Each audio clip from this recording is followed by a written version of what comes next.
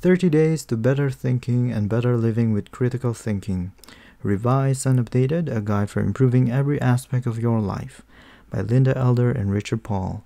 Recording on Sunday, June 3, 2018. Read by Ron DeRama.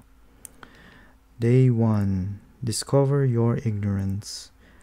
Willingness to be taught what we do not know is the sure pledge of growth, both in knowledge and wisdom. Blair. Most of us assume whatever we believe to be right, though we were taught much of what we believe before we could critically analyze our beliefs. We nevertheless defend our beliefs as the truth. Good thinkers know this is absurd. When you actively focus on uncovering your ignorance, you realize you are often wrong. You look for opportunities to test your ideas for soundness. You recognize that much of what people believe is based on prejudice, bias, half-truths, and sometimes superstition. You routinely question your beliefs. Your beliefs do not control you. You control your beliefs. You develop intellectual humility, awareness of the extent of your ignorance. Intellectual humility is the disposition to distinguish, at any given moment and in any given situation, between what you know and what you don't know.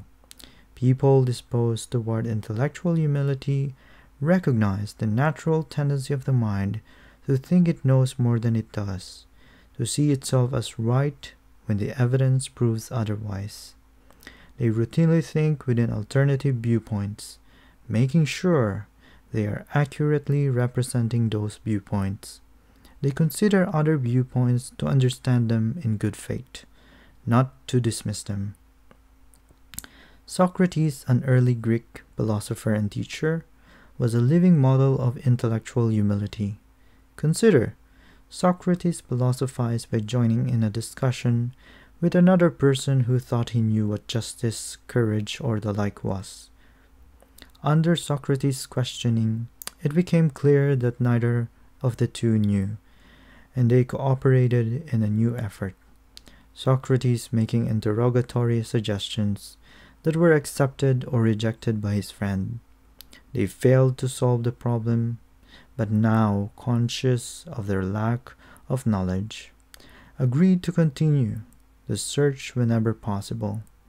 Profoundly sensible of the inconsistencies of his own thoughts and words and actions, and shrewdly suspecting that the like inconsistencies were to be found in other men, he was careful always to place himself upon the standpoint of ignorance and to invite others to join him there, in order that, proving all things, he and they might hold fast to that which is good. People with a high degree of intellectual humility, and they are rare, understand that there is far more than they will never know, than they will ever know.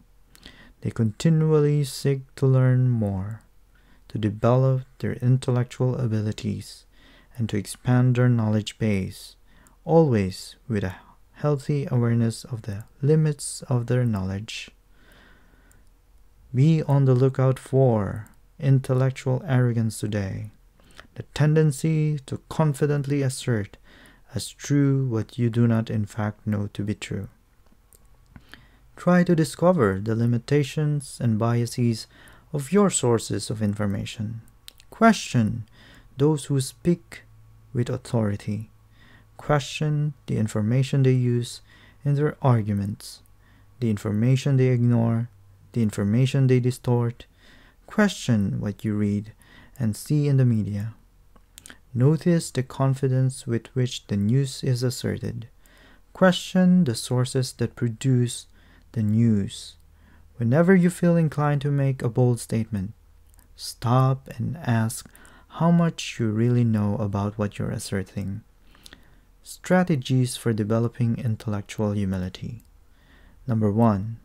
When you cannot find sufficient evidence that proves your belief to be true, begin by saying, I may be wrong, but what I think is. Or, up to this point I have believed, or based on my limited knowledge in this area, I would say. Number 2, notice when you argue for beliefs without evidence to justify them. Recognize why you are doing this. Number 3, actively question beliefs that seem obviously true to you, especially deeply held beliefs such as religious, cultural, or political beliefs. Number 4, find alternative sources of information that represent viewpoints you have never considered.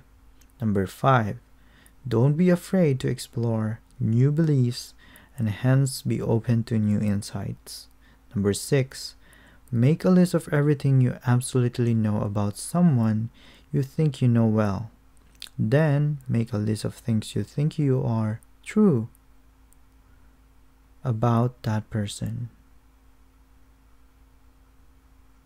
but that you cannot be absolutely sure about. Then make a list of things you do not know about that person. Then if you can trust the person, show him or her the list to see how accurate you are. What insights emerge for you after you get feedback on such lists?